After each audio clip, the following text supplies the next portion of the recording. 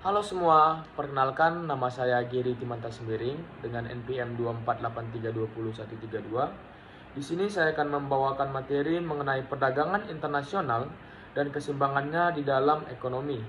Sebelum masuk ke isi materi, saya juga mengucapkan terima kasih kepada Ibu Dr. Haji Nur Aisyah, Sarjana Ekonomi, Magister Manajemen. Baik, adapun isi materi yang akan saya jelaskan pada pertemuan kali ini mencangkup judul perdagangan internasional dan keseimbangannya di dalam ekonomi antara lain sebagai berikut. Yang pertama, pengertian perdagangan internasional. Yang kedua, faktor pendorong perdagangan internasional. Yang ketiga, manfaat perdagangan internasional. Yang keempat, risiko dan tantangan perdagangan internasional. Yang kelima, keseimbangan perdagangan atau balance of trade. Yang keenam, dampak ketidakseimbangan perdagangan dan upaya menjaganya, serta diakhiri dengan kesimpulan. Masuk yang ke materi pertama, yaitu pengertian perdagangan internasional. Perdagangan internasional adalah kegiatan jual beli barang dan jasa yang dilakukan oleh dua negara atau lebih. Di dalam perdagangan ini, suatu negara mengekspor barang atau jasa ke negara lain, dan sebaliknya mengimpor barang atau jasa dari negara tersebut. Tujuan utamanya adalah untuk memenuhi kebutuhan yang tidak dipenuhi secara mandiri oleh suatu negara, memanfaatkan keunggulan komparatif dan meningkatkan kesejahteraan ekonomi. Yang kedua, faktor pendorong perdagangan internasional. Ada 3 faktor pendorong perdagangan internasional sebagai berikut. Yang pertama, perbedaan sumber daya alam dan faktor produksi. Setiap negara memiliki kekayaan sumber daya alam, tenaga kerja, dan juga teknologi yang berbeda-beda. Perbedaan ini mendorong negara untuk saling melengkapi melalui perdagangan. Yang kedua, perbedaan kebutuhan dan keselarasan suatu konsumen. Negara memiliki kebutuhan dan selera yang berbeda-beda terhadap barang dan juga jasa. Barang yang tidak tersedia atau tidak diproduksi secara lokal bisa diperoleh dari negara lain. Yang ketiga, keuntungan spesialisasi dan efisiensi produksi. Negara cenderung mengekspor barang yang dapat diproduksi secara efisien dan mengimpor barang yang lebih mahal atau sulit diproduksi sendiri, sehingga mendorong efisiensi ekonomi secara global. Adapun manfaat perdagangan internasional yaitu yang pertama, meningkatkan devisa negara. Perdagangan internasional memungkinkan negara memperoleh devisa dari ekspor barang dan juga jasa yang bisa digunakan untuk membiayai pembangunan dan kebutuhan impor. Yang kedua, memperluas lapangan kerja dan mendorong pertumbuhan ekonomi.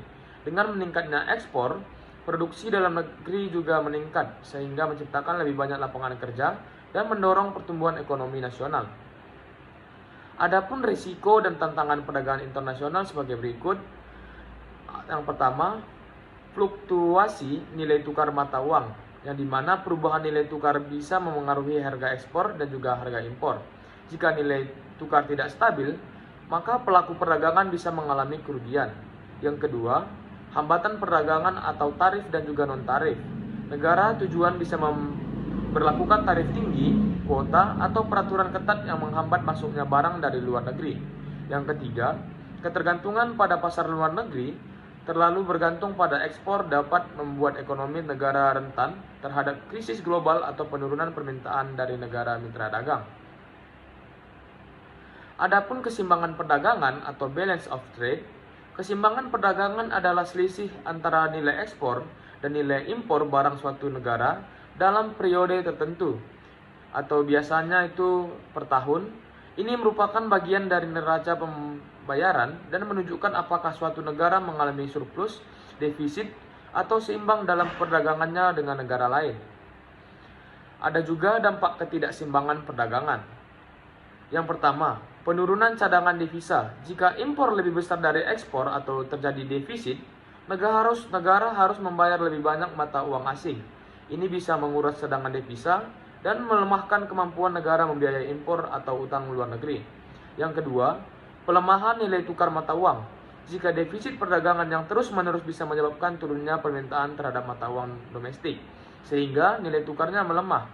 Ini membuat impor semakin mahal dan bisa memicu inflasi. Yang ketiga, terganggunya pertumbuhan ekonomi.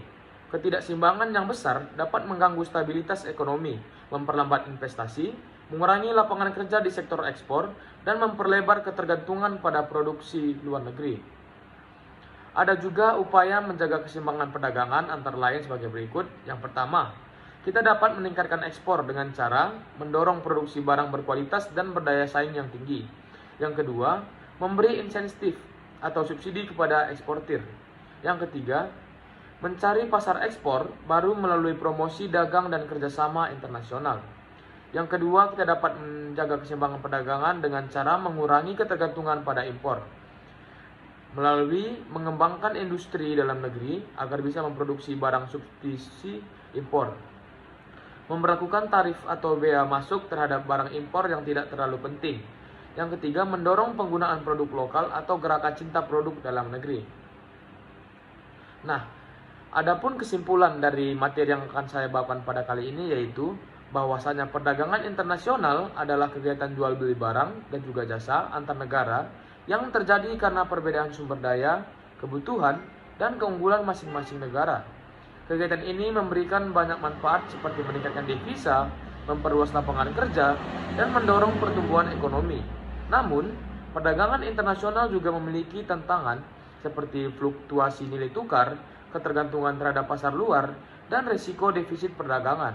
Oleh karena itu, perlu adanya kebijakan yang tepat untuk menjaga keseimbangan perdagangan agar stabilitas ekonomi nasional tetap terjaga. Demikian isi materi yang akan saya bawakan pada pertemuan kali ini mengenai perdagangan ke internasional dan keseimbangan dalam ekonomi. Sekian dari saya, terima kasih.